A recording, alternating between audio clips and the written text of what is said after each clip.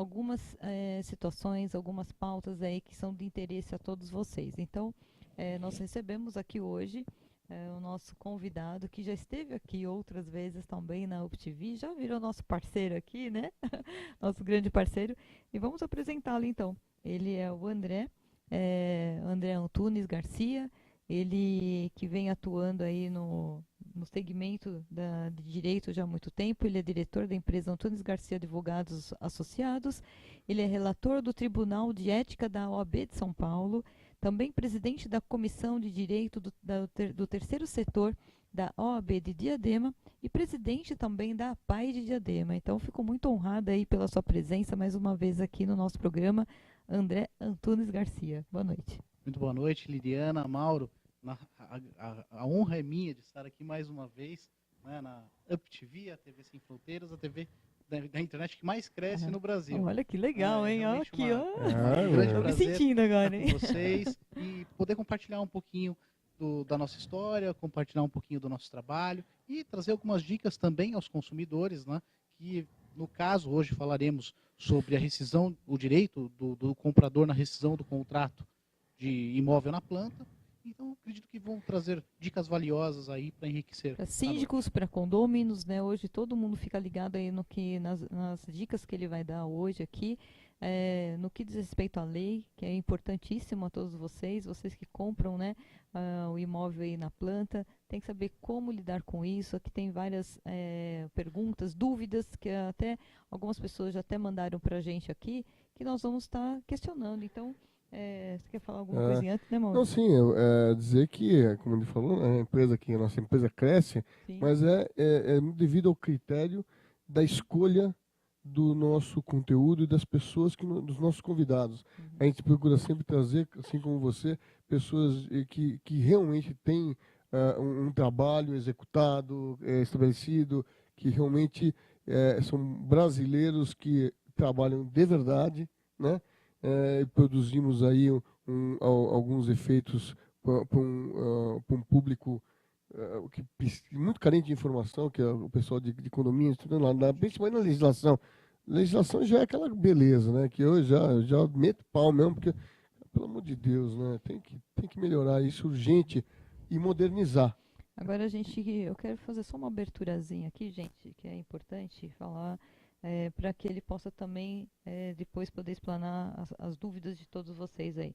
Mensalmente, o número de clientes que adquiriram imóvel na planta e por inúmeros motivos procuram a consultora para uma rescisão contratual. Isso vem aumentando cada vez mais. Seja por dificuldades financeiras, seja por atraso na entrega da unidade, ou ainda por limitações de acesso de créditos imobiliários, o chamado distrato, né, acabou se tornando presente no dia a dia da população brasileira. Em 2016, 41% dos imóveis comprados na planta do país foram devolvidos às construtoras pelos compradores. Rescindir um contrato de casa própria nem sempre é a primeira opção do comprador e muitas vezes é uma decisão dolorosa. Afinal, trata-se de um sonho de muitos brasileiros. É agora com você, André, Exato. realmente. O grande problema é que, neste momento em que você se vê numa situação de dificuldade, ou que o imóvel não foi entregue, né, por uma questão financeira da construtora, nesse tempo de crise, que é muito delicada, ou por algum problema com relação à obtenção do financiamento bancário, né, que infelizmente é o que assola o país, né, essa dificuldade de obtenção de crédito imobiliário para comprovação de renda, especialmente, né. Então, o que acontece? A pessoa procura a construtora visando a rescisão do contrato. Quando aí ela tem a surpresa, né? Aquele valor, muitas vezes astronômico, que ela pagou, a construtora propõe a devolução de 40%, 50%, 60% do valor pago. Exatamente nesse momento em que a pessoa surpreende e se vê numa situação delicadíssima, porque se ela não recebe aquele montante, ela muitas vezes não consegue concluir um outro sonho, comprar um imóvel de menor valor, ou mesmo investir numa outra coisa, ou de repente um momento de desemprego para ela poder se manter. E se eventualmente ela pega aquela quantia, recebe aquela quantia reduzida, diminuta, ela pode eventualmente não conseguir obter a diferença que é devida. Mas a grande questão é, hoje, os nossos tribunais, eles geram exatamente uma proteção jurídica para esse tipo de situação. tanto a legislação civil quanto a legislação do direito do consumidor, ela protege essa situação para que não haja desproporcionalidade. Tá? Então, o que acontece? Na hipótese dessa tentativa de rescisão contratual, o adequado é que, neste momento, não conseguindo uma boa relação com a construtora para a rescisão do contrato, que essa pessoa procure um advogado especializado na área para que possa tomar as medidas cautelares e judiciais cabíveis para obter uma justa indenização, uma razoável restituição do valor pago. Porque na verdade ninguém discute que a construtora também tem o lado dela, que ela é um investimento e a administração dela precisa ser, mas não nesse montante, né?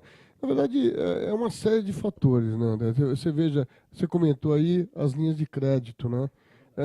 No Brasil, lamentavelmente, né, as instituições bancárias, elas dominam o país, não aceitam ter nenhum tipo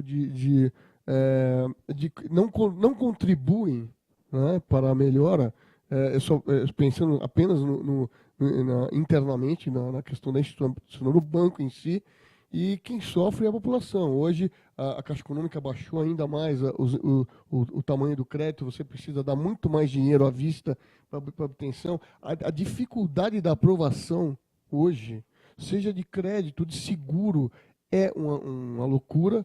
Né? Quer dizer, se você não dá crédito, você não consegue. Aí reclama que o mercado não gira. Né? Porque como é que vai girar? Não tem como. Né? E aí depois, quando você se vê na situação que eu acho que é a mais crítica de todas, porque deve ser, se não é o maior, é um dos maiores sonhos, que é a casa própria, e aí você estava ali na beirada, na praia, né? E você vai ter que voltar atrás nessa decisão. É uma decisão que envolve um problema familiar grande, né? É uma decisão extremamente difícil para o pai de família, para a família em si, e a frustração de um sonho desse tamanho. E aí ele chega na construtora para tentar fazer uma negociação e se depara com o capital dele está totalmente reduzido ali, porque não vai ter que fazer uma retirada. Agora, como é que essa conversa, em que momento que ela tem que ser? Ele aceita, porque muita gente faz isso, que está às vezes errado. Ele aceita o que a construtora vai dar, depois corre atrás. Sim, é comum isso acontecer. E nem sempre é o mais indicado. Compensação, às vezes, o cara prefere... Ele quer ter aquele pássaro na mão do que ver os dois voando, né? O que você aconselha? Na realidade é o seguinte, a primeira coisa que a gente se depara, tá, é a questão do contrato. Normalmente, essas multas e essas retenções são previstas em contrato. Tá? Só que a gente não pode esquecer que esse contrato foi formalizado de uma maneira unilateral pela construtora. Tá? Então é um contrato chamado contrato de adesão, com cláusulas leoninas. E tem um problema da regra do jogo, né? Porque, Sim. veja bem, às vezes se faz um contrato, uma situação do país X, sim, aí muda até a moeda, né? Porque já com quantas mudanças de moeda, muda tudo, né? O contrato passa a ser, se era leonino, passa a ser impagável, que é o que acontece. Exatamente. Né? E como é que resolve isso? Exatamente o código, exatamente por esse motivo, o Código de Defesa do Consumidor, ele estabelece um equilíbrio, ele autoriza que se judicialize a questão para buscar um reequilíbrio, né, através desse mecanismo judicial. O juiz, por arbitramento, ele vai estabelecer o valor, né, estando excessivamente onerosa aquela contratação, ele estabelece um valor que é justo entre as partes, tornando o contrato equilibrado novamente. Isso criou uma jurisprudência favorável as decisões, elas são favoráveis para o devedor? Ou estão mais para o lado da construtora? Não, elas são favoráveis. O judiciário, de nenhuma maneira, de nenhuma hipótese, ele mantém essas irregularidades. Tá? Então, hoje, por exemplo, o que nós temos naquele caso da rescisão voluntária do contrato, ou seja, o meu contrato de financiamento não aprovou, ou eu resolvi investir numa outra coisa, ou o dinheiro para mim começou a ficar apertado, eu não vou conseguir pagar as parcelas, eu vou pedir, sem culpa da construtora, eu vou pedir a minha rescisão de contrato. Né? E vou pedir a restituição. Nessas hipóteses, estando o imóvel na planta, ainda não construído, o que o judiciário estabelece como parâmetro? Que o valor a ser restituído é de 80% a 90% da quantia paga. Tá? Então, a pessoa ela vai ter uma retenção máxima de 10% a 20% daquele montante que pagou. E isso descontado, neste caso, o valor da corretagem. Tá? Porque a corretagem, até pouco tempo atrás, os nossos tribunais entendiam que essa corretagem ela não era devida quando se tratava de um imóvel novo. Porque você não tinha uma relação negocial entre a parte corretor, ou efetivamente o corretor, e o comprador. Na verdade, você, de certa forma, ia até um estande de venda e era obrigado a comprar com aquelas pessoas que para que a própria construtora colocava ali ou nomeava para compra. Porém, hoje, o entendimento do tribunal é que, se você, ainda que se trata de um imóvel novo, se não houver, ou melhor, se houver a previsão contratual de que essa corretagem pode ser cobrada, não há problema nenhum, não há irregularidade. Por outro lado, se não houver no contrato especificamente detalhado que a corretagem vai ser paga pelo comprador, aí sim, você pode pedir a restituição dessas quantias. Até porque hoje em dia a prática normal é que, até por uma questão documental enfim, a construtora acaba tendo uma relação direta com alguma administradora, né, que faz essa intermediação que é a venda no próprio stand, né? Então, eu até acho justo, não existe o convencimento, vamos dizer assim, né? Mas uma parte importante, que é a parte documental, muito chata, esses cálculos, porque a pessoa vai lá e tem que, o corretor está ali mostrando que aquela conta fecha para o cara que está comprando. Exato. Né? Então, eu acho que vale a corretagem, eu acho justo. Sim. Tem uma questão que é indevida, tá? Que é uma praxe das construtoras fazerem cobrança, mas que o STJ entendeu que seria indevido, que é a taxa SAT, que é o Serviço de Assessoramento Técnico Imobiliário. Sim. Ele entende que esse valor da taxa SAT está incluso na corretagem. Sim, sem dúvida. A partir do momento que você contratou alguém para fazer essa intermediação e paga por aquilo, não há razoabilidade para você pagar novamente. É justamente isso que eu estou falando, é importante. É isso que nós conversamos agora. Exato. É o que ele oferece quando não está, inclusive, fazendo a corretagem, exatamente a corretagem. Né? É uma consultoria técnica daquela operação que tem que estar dentro embutida. Exato. Algumas construtoras embutem isso como um serviço jurídico, como uma contratação de um advogado externo para avaliação. Mas mesmo assim é entendido, mesmo nessas condições, que isso se trata de uma venda casada, então não pode ser cobrado. No caso, que a gente tem uma questão aqui, no caso a pessoa comprou, né, o imóvel na planta, a construtora já deveria ter entregue o apartamento e não houve entrega, está havendo atrasos e atrasos. Isso é motivo de poder estar fazendo uma rescisão de um distrato aí? Sim, é um motivo, sim. É uma situação diferente daquela que nós falamos. Tá? Aqui, respeitando-se aquele prazo contratual de carência, de atraso de obra, que isso é infelizmente comum nos dias de hoje, ultrapassado esse prazo, o comprador pode entender por bem e rescindir o contrato. Busca, através de uma ação judicial, a rescisão do contrato, e aí a situação é diferente. Em vez de ter de volta de 80% a 90% do valor que ele pagou, a restituição deve ser integral, porque a culpa pela não entrega do imóvel ou pelo atraso é da construtora. E mais, não obstante a restituição integral, nessa hipótese ele tem direito, inclusive, na hipótese de rescisão de contrato,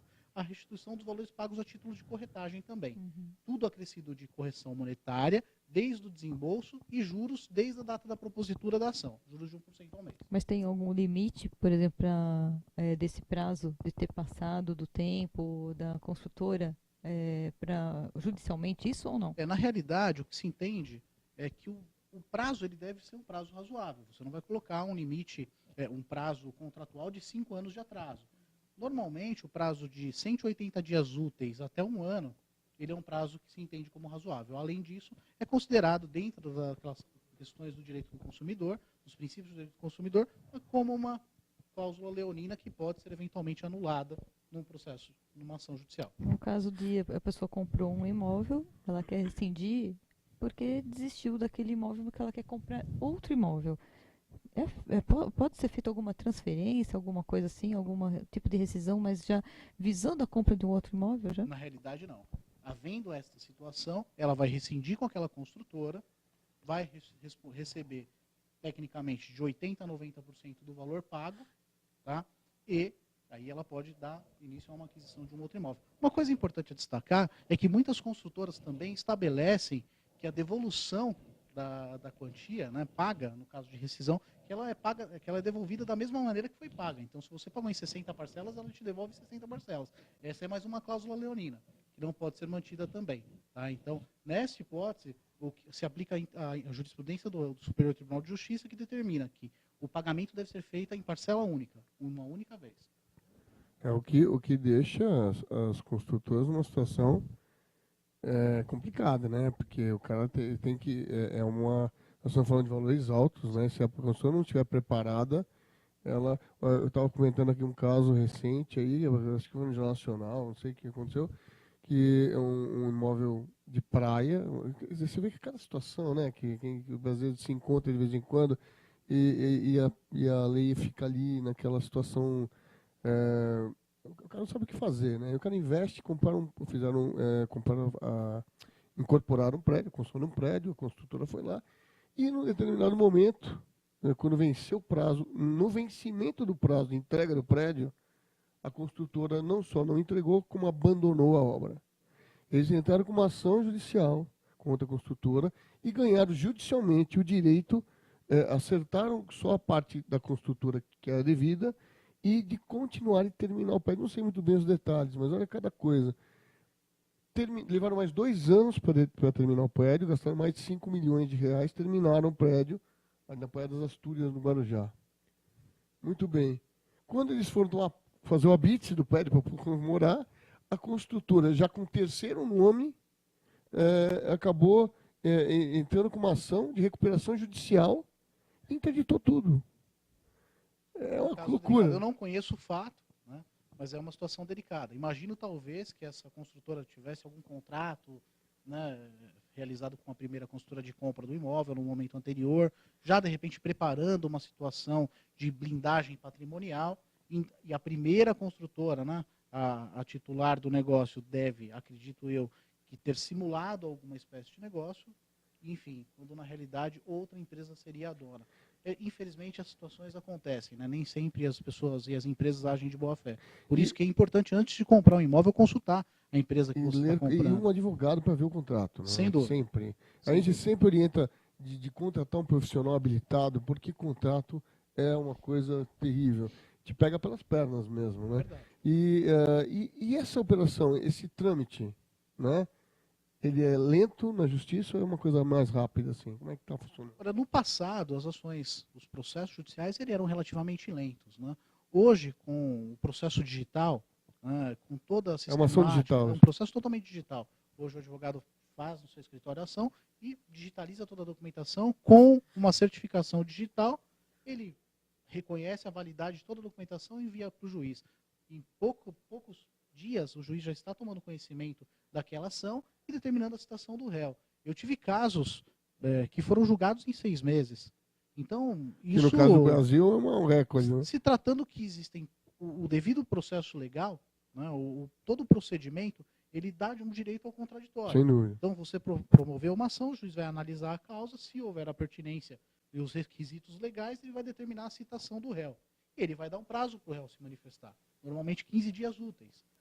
Passado esse prazo, né, após a citação, 15 dias úteis, ele vai apresentar a resposta dele, o juiz pode, de plano, julgar, ou pode, de repente, pedir para que o autor apresente a sua chamada réplica. Ele vai apresentar a sua manifestação, o processo volta à conclusão. Se não houverem provas, se a questão não for de fato a ser provado, por uma questão de direito, pura e simplesmente, né, uma controvérsia de direito, como muitas vezes esses casos de rescisão de contrato, o juiz já pode julgar de plano. Tá? Então, são prazos puramente processuais. Eu notei que passou a ter uma agilidade maior. A justiça, em alguns segmentos, ela está mais ágil mesmo. Eu tenho percebido algumas ações que andam mais rápido, com a digitalização. É verdade. O processo eletrônico ele traz muito mais agilidade. Né? Então, você já tem toda uma sistemática dentro desse processo que você evita aquela burocracia de carimbo, de passar por escrevente, que passa para o outro. Cartório, hoje é tudo sistema. Ele deu ok lá, já vai determinar a citação, só vai fazer uma análise perfunctória, ou seja, uma análise superficial sobre aquela questão, e o processo já vai seguir para o juiz. Mais uma dúvida aqui, na verdade, assim, você comprou o imóvel na planta, está pagando tudo certinho, só que o imóvel está apresentando diversos defeitos, coisas que não estava prevista. São motivos para uma rescisão? Eu posso estar rescindindo ou não? Dependendo do motivo, sim. Quando a gente fala a respeito disso, a gente lembra do chamado vício redibitório, que é aquele vício oculto. Né? A empresa, para economizar na construção, ela usa um material de má qualidade, enfim, ou algum acabamento que não estava previsto em contrato. E o que acontece? Se essa situação tornar o imóvel impróprio para o uso, houver o risco de desabamento, ou até não atender aquilo que consta do seu memorial descritivo, ele pode sim gerar a hipótese de rescisão de contrato. Mas isso é uma que fica a critério do comprador. Obviamente, se gerar o risco de queda, alguma coisa assim, ele deve enjeitar a coisa logo de imediato e buscar rescisão. Mas na hipótese de ser uma questão superficial que possa ser resolvida, ele pode fazer aquele processo, ou melhor, pode fazer aquela reforma que é necessário, ou até mesmo para manter o imóvel de acordo com o memorial descritivo, ou ele pode pedir o abatimento do valor nos termos da lei. Isso também através de uma ação. No caso de um financiamento, né, que não ser aprovado, isso já condiz com uma rescisão da compra já? Na realidade, a não obtenção do financiamento... Porque como é que a pessoa vai pagar, né? Ela inviabiliza o contrato. Ela inviabiliza o contrato, é. mas a construtora não pode absorver esse problema. Porque Sim. no momento que você assina o contrato, você se compromete em obter esse financiamento e declara ter meios suficientes para pagá-lo. Você faz uma análise de risco prévia, faz uma análise financeira prévia para que seja obtido isso. Aí a construtora não tem como arcar com essa questão. Então, nessa hipótese de rescisão, é uma hipótese que a devolução não é integral.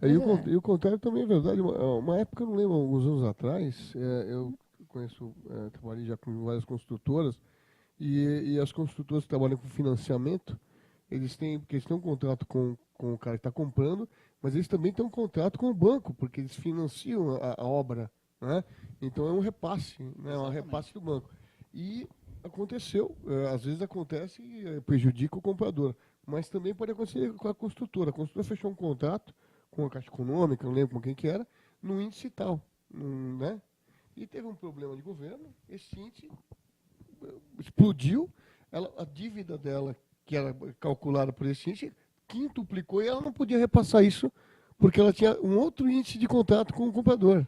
Né? Mas, no caso, a aprovação do financiamento,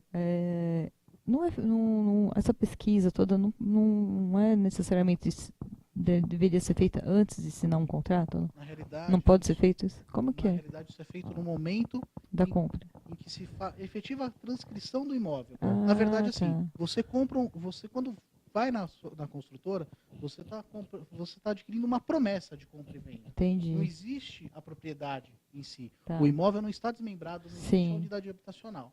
O imóvel só vai passar a existir juridicamente lá no final da construção, quando for desmembrado, pedido o habite do imóvel. Tá. Então, aí sim você pode fazer o contrato de compra e venda, na verdade, a escritura efetiva de compra e venda, e aí sim que você vai passar a ser um proprietário do veículo, do imóvel. Neste momento, exato que você vai fazer o financiamento para que esse imóvel fique hipotecado como garantia para o banco, né, como uma futura propriedade sua. Até então, você, na verdade, é proprietário de uma fração ideal do terreno, né, porque o imóvel em si não existe, né? O primeiro contrato, você é feito através, você é proprietário de uma fração ideal de terreno. É uma conta que eles fazem de metragem e você ali, aquela promessa, né? Que se tornará uma realidade. Em alguns casos, sim, mas na maioria dos casos você não é proprietário de nada. De nada. Você tem uma expectativa de direito. Tá. Você tem uma expectativa de ser proprietário. Entendi. Esse fato da propriedade de uma fração do terreno normalmente acontece quando a construção ela é feita com financiamento bancário, com garantia de financiamento bancário desde o início. E aí você se torna dono de uma fração, a partir do momento que aquilo se torna um imóvel desmembrado, você passa a ser dono de uma unidade habitacional. As garantias que o banco dá, eu estou meio assim, antigamente, bom, que o fiador desapareceu, né? Sim. Esse cara não existe mais, né? Nem pai, mãe, nada. Tecnicamente ele pode existir, mas perdeu a eficácia nessa situação. Então você tem a fiança bancária e o seguro bancário, né? Sim. Eles hoje, só que a dificuldade de você arrancar esses créditos, assim, é muito complicado, né? É uma devassa na sua vida, né? É verdade. É uma coisa que eu não entendo. É que o risco do banco também é um risco alto, é um risco elevado, porque é algo que você compra para pagar em 30, 35 anos. Existem casos de financiamento de até 40 anos.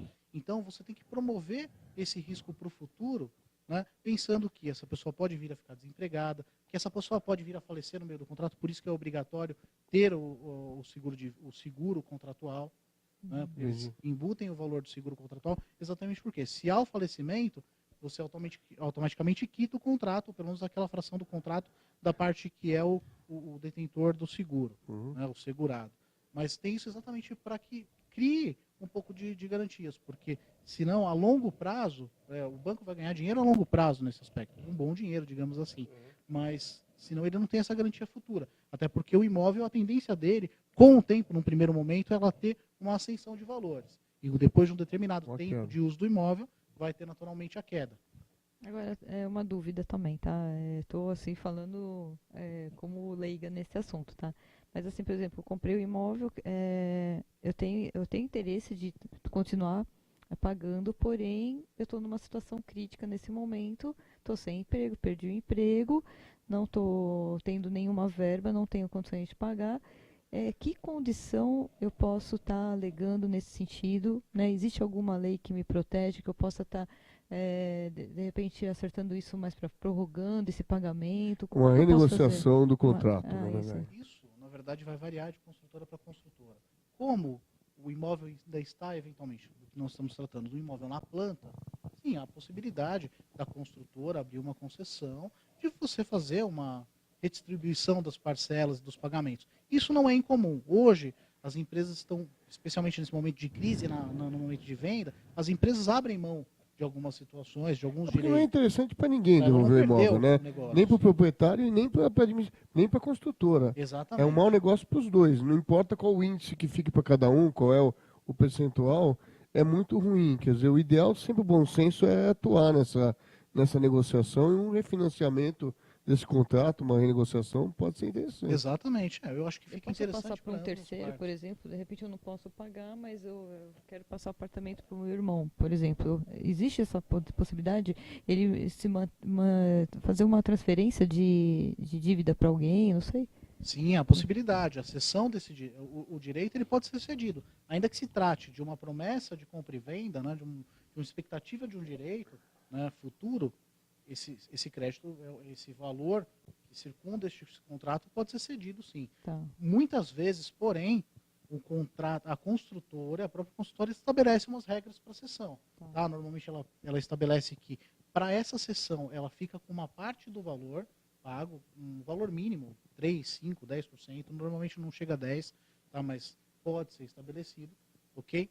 E também exige-se que ela dê a anuência dessa cessão do direito. Tá? Isso é importante. Mas é sempre fundamental que, em qualquer hipótese, você procure um advogado e que lhe acompanhe do início ao fim da negociação, para que você não crie maiores problemas ainda nessa situação de dificuldade. Porque nesse caso você não precisa estar rescindindo, você está fazendo apenas uma transferência. Uma cessão de direitos. Né? Aí exatamente. É legal, que tem que ser feita sempre dentro da lei, porque essa coisa de boca não funciona nada, né? em nenhum tipo de documentação. Né? Exatamente. Muito bacana, né, André? A gente que sonha ter a sua casa própria, né? Muitas pessoas que sonham.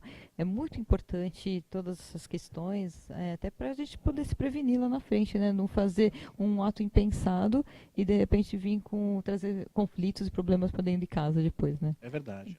O acompanhamento jurídico em um contrato, ele deve ser do início ao fim. É fundamental para você primeiro saber de quanto você compra, se é uma empresa sólida ou não, se ela tem expertise naquela área, enfim, saber também das implicações que podem haver na hipótese de uma rescisão de contrato. Esse tipo de informação, muitas vezes ela não é passada de início, ela está no contrato, mas muitas vezes no afã de assinarmos e de planejarmos o sonho da nossa vida, que é o sonho da casa própria, né, do brasileiro, o que acontece? Você acaba assinando uma série de documentações e não se atenta aos detalhes.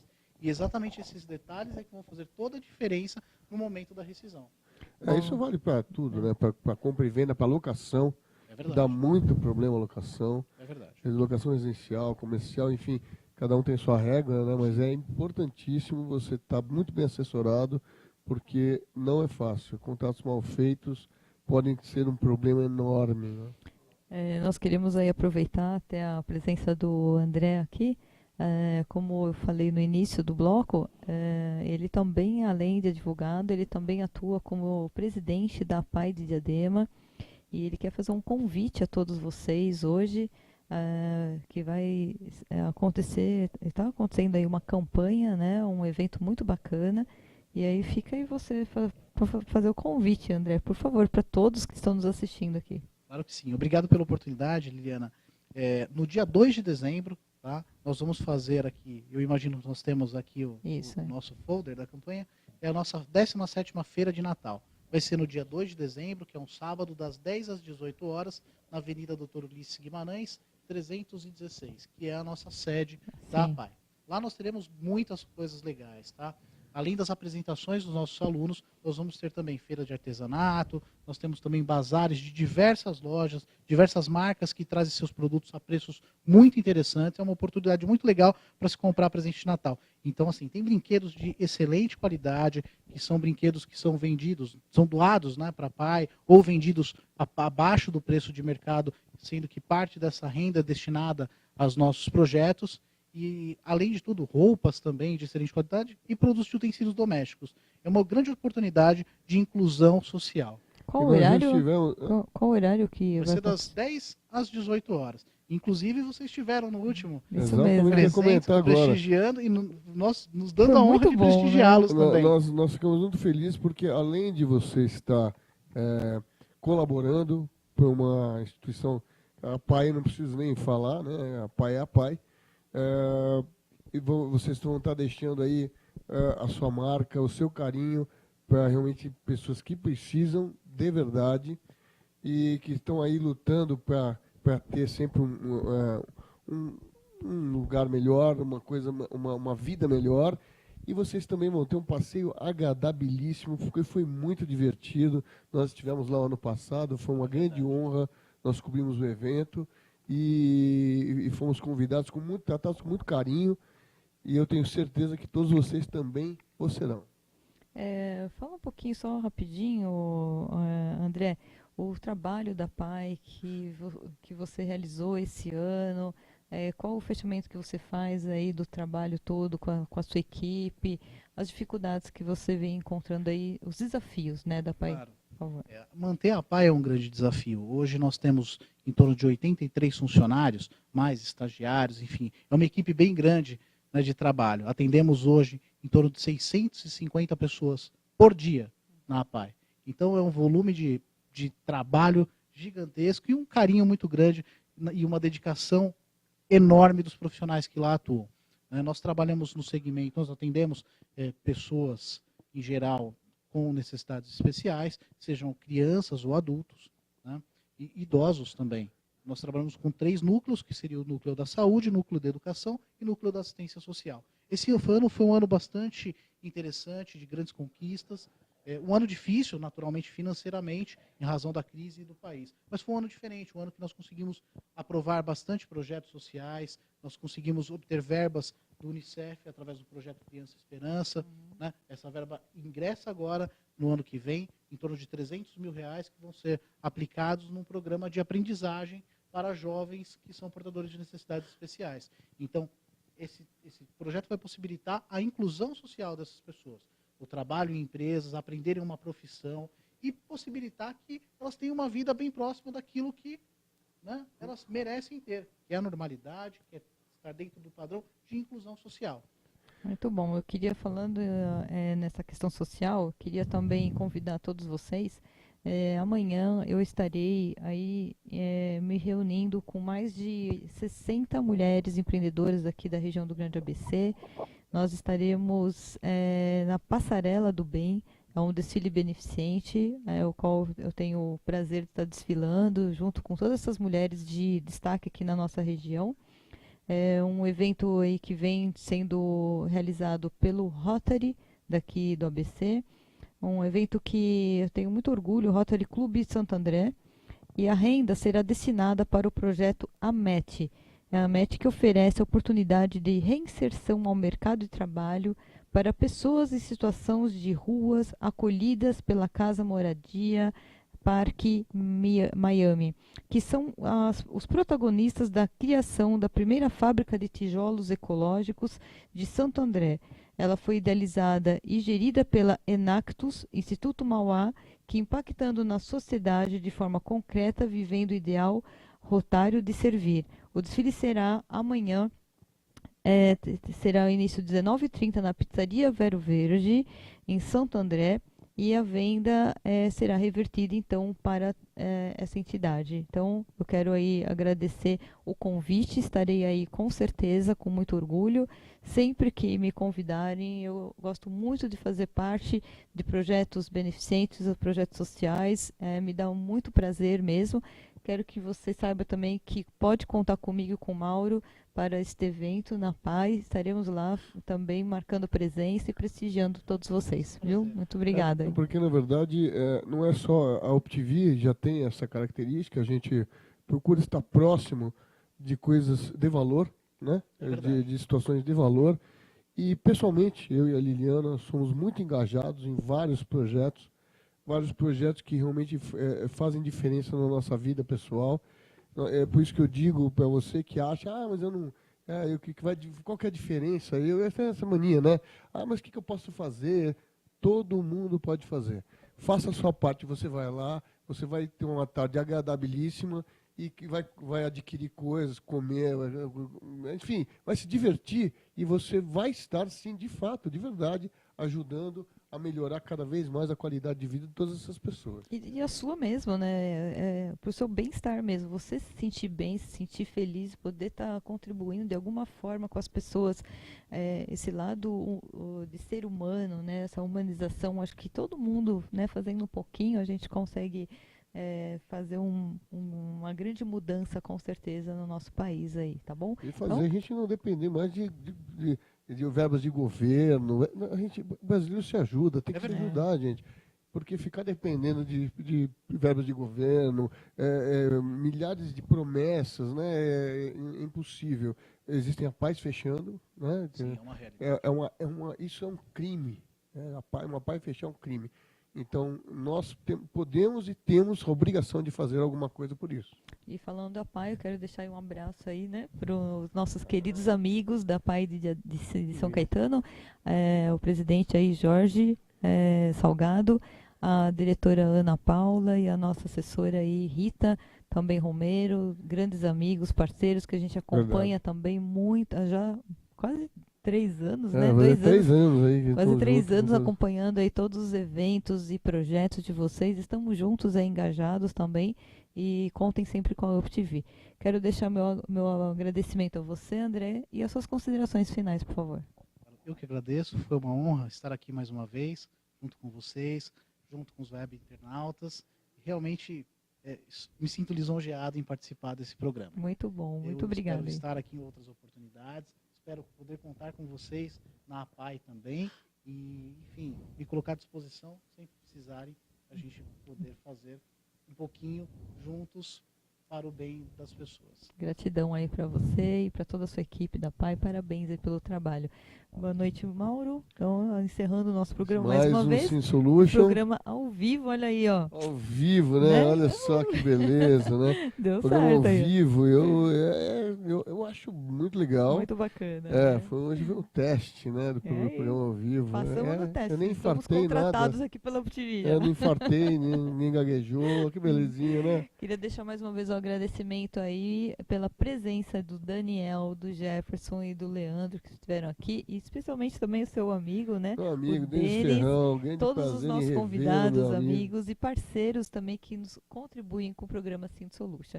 Deixo aqui meu boa noite a todos vocês. Até semana que vem, mais um programa Cinto Solution. Tchau!